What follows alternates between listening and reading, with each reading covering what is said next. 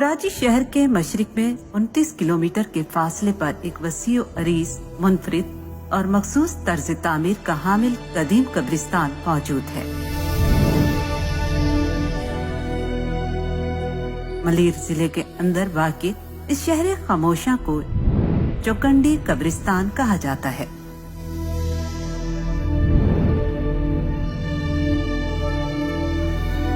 सिंध में मौजूद दीगर आसार कदीमा की तरह चौकंडी कब्रिस्तान के तहफ़्फ़ुज़ और मौसमी असरात से होने वाले नुकसानात पर महकमा आसार कदीमा और नवादरात हुकूमत सिंध की खुसूसी तवज्जो मरकूज रहती है।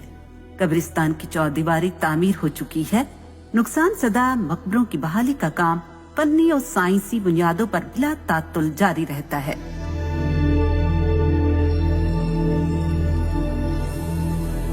सयाहों की रहनुमाई, मालूमात और सहूलियात की फराहमी के लिए मुस्तैद अमला मौजूद रहता है।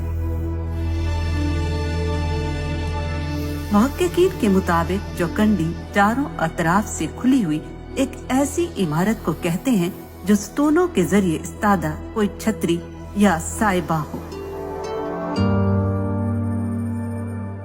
ये तदफीनी तर्ज तामीर अपने अदवार में समाजी मर्तबे और फख्र की अलामत बना रहा।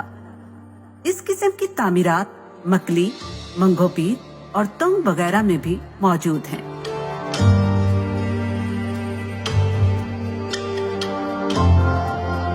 ये कब्रें अजीम संगतराश हुनरमंदों के हाथों का कमाल है। 500 साल गुजरने के बावजूद भी हर देखने वाली आंख महवे हैरत हो जाती है।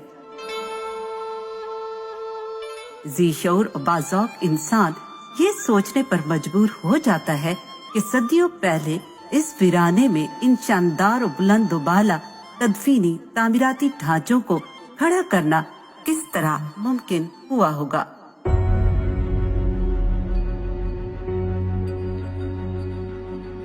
इन कब्रों को वजूद और बका बख्शने वाले लोग ना तो तारीख में हुक्मरान या सुल्तान की हैसियत से मशहूर हैं और न ही उनकी आमद और हिजरत की मुस्तनद खबरें मौजूद हैं। लेकिन कब्रों की साख्त और सनत गरी से ज़ेरे जमीन मदफून अफराद की उनके लवाहिकीन के दिलों में इज्जत और अजमत वाज़े होती है।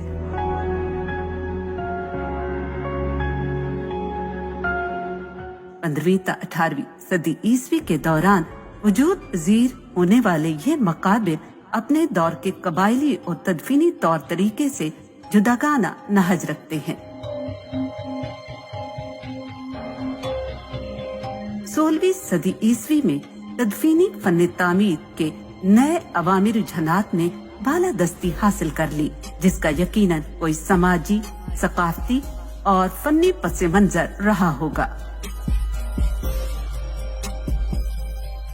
चौकंडी कब्रिस्तान में इस्तेमाल किया गया पत्थर जुंग शाही और पुरबेजवार से हासिल किया गया था। इसमें बारानी और मैदानी मौसमियात का मुकाबला करने की सलाहियत मौजूद है।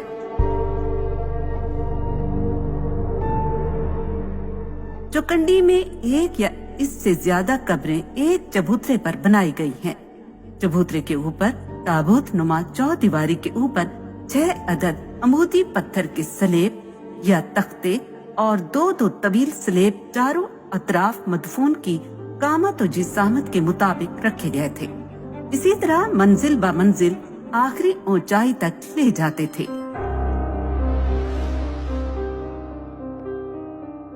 कब्रों पर संतराशी का नफीस और दीदा जेब काम वक्त के माहिर कारीगरों के कमाल फन का मजहर है।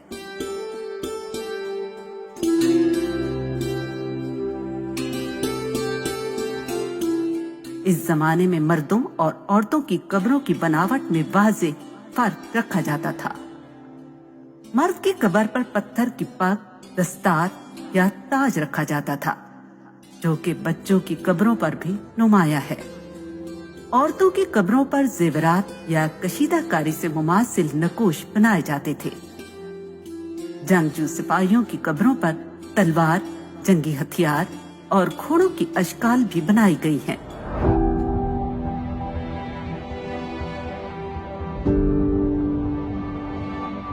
चौकंडी कब्रिस्तान में कब्रों पर मुतादिद तहरीरें भी नजर आती हैं, जिनसे मदफून शख्स या संतराश का नाम जाहिर होता है। एक कब्र चौकंडी नाम से मंसूब नजर आती है। कलमा तैयबा जान मुरीद बिन हाजी साहिब चौकंडी, इन्हें साहिब चौकंडी लिखा गया है। मुगल बादशाह औरंगजेब के हम असर जाम हाजी के फरजंद जाम मुरीद अपने खानदान के अफराद के हमरा मदफून हैं। इस चौकंडी के अंदर मौजूद कब्रों पर नक्शो निगार के साथ गुंबद नुमा छतरी की तामीर भी कारीगरों की काबिलियत का बयान सबूत है।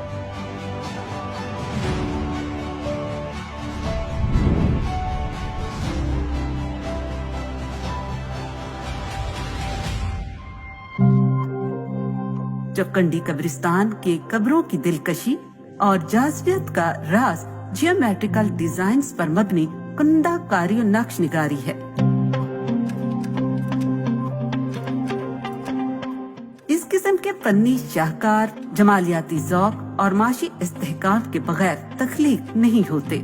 जिद्दत पसंद दस्तकारों और हुनरमंदों ने अपनी कई नस्लें पत्थर को हुस्न बख्शने में गुजार दी, तब कहीं जाकर तदफीनी फन तामीरात को इस हद तक अवामी मकबूलियत हासिल हुई और वो शान और शौकत की अलामत बन गया।